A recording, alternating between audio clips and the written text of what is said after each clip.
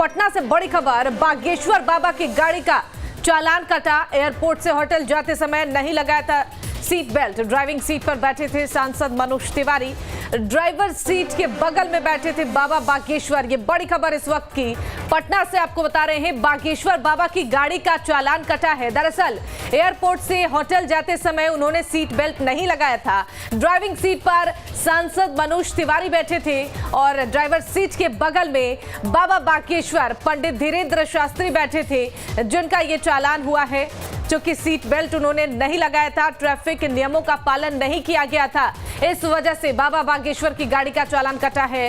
दरअसल एयरपोर्ट से होटल जाते समय उन्होंने सीट बेल्ट नहीं लगाया था। ये तस्वीरें भी आपकी टीवी स्क्रीन पर आपको दिखा रहे हैं। ड्राइविंग सीट पर आप देख पा रहे होंगे सांसद मनोज तिवारी बैठे हुए हैं और उनके बगल में पंडित धीरेन्द्र शास्त्री बैठे हैं, जिन्होंने सीट बेल्ट नहीं लगाई है और इसी वजह से उनकी गाड़ी का चालान हुआ है। फिलहाल ये तस्वीरें बाबा बागेश्वर और मनोज तिवारी को आप देख पा रहे होंगे इन तस्वीरों में, जहां ड्राइविंग सीट पर आप मनोज तिवारी को देख पा रहे होंगे और उनके बगल में पंडित धीरेन्द्र शास्त्री बैठे हुए हैं, जिन्होंने सीट बेल्ट नहीं लगाई है और यही वजह है कि उनकी गाड़ी का चालान हुआ है।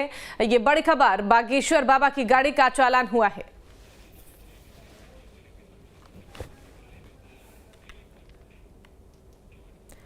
और हमारे साथ इसी खबर पर ज्यादा जानकारी के लिए सनी जुड़ गए हैं पटना से लाइव। सनी, देखिए बागेश्वर बाबा की गाड़ी का चालान हुआ है, तस्वीरें भी हम अपने दर्शकों को दिखा रहे हैं कि सीट बेल्ट उन्होंने नहीं लगाया है, ट्रैफिक नियमों का पालन नहीं किया गया है।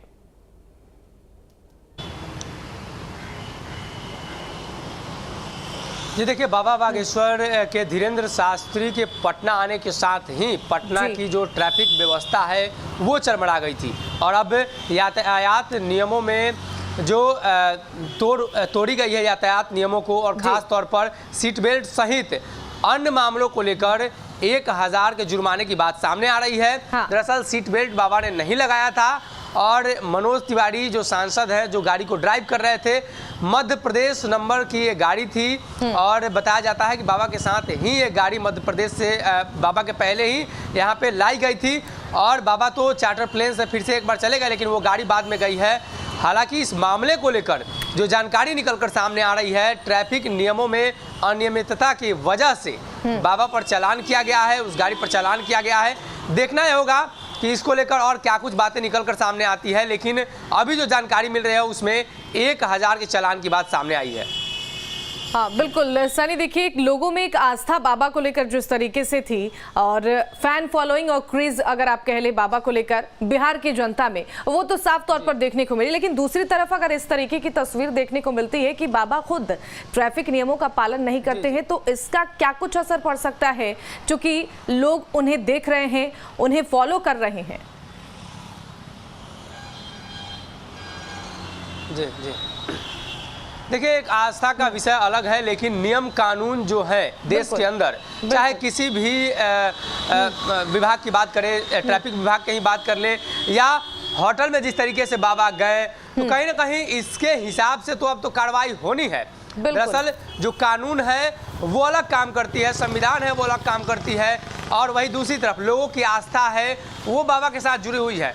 तो ऐसे में जो बड़े स्तर पर बाबा के फैन फॉलोअर हैं, तो बाबा को इन तमाम चीज़ों की भी ध्यान रखने की आवश्यकता होगी कि उनके इतने फैन फॉलोइंग हैं, अगर वो इस तरह की गलती करते हैं तो हो सकता है उनके फैंस जो हैं वो भी इस तरीके की गलती करें। लेकिन कहीं ना कहीं अब संविधान, माफ कीजिएगा, कानून के तहत बाबा पर जो जुर्माना लगाया गया है तो वो जुर्माना भी वसूला जाएगा। और प्रशासन की तरफ से लगातार इस बात को लेकर चर्चा की जा रही थी कि जितनी ज़्यादा संख्या में भीड़ की बात कही जा रही थी, उससे कहीं ज़्यादा भीड़ इकट्ठा हो चुकी थी। लगातार सोशल मीडिया पर बाबा की इन तस्वीरों को लोग वायरल कर रहे हैं अब और सवाल पूछ रहे हैं। तो कहीं ना कहीं प्रशासन की तरफ से भी उन सवालों का जवाब दिया गया है कि आम हो या खास हो, अगर गलती करेगा तो कहीं ना कहीं कानून के तहत उन पर कार्रवाई होगी, जुर्माना उन पर लगेगा। ठीक है सनी, आप हमारे साथ बने रहिएगा, हम आपसे आगे भी अपडेट लेंगे।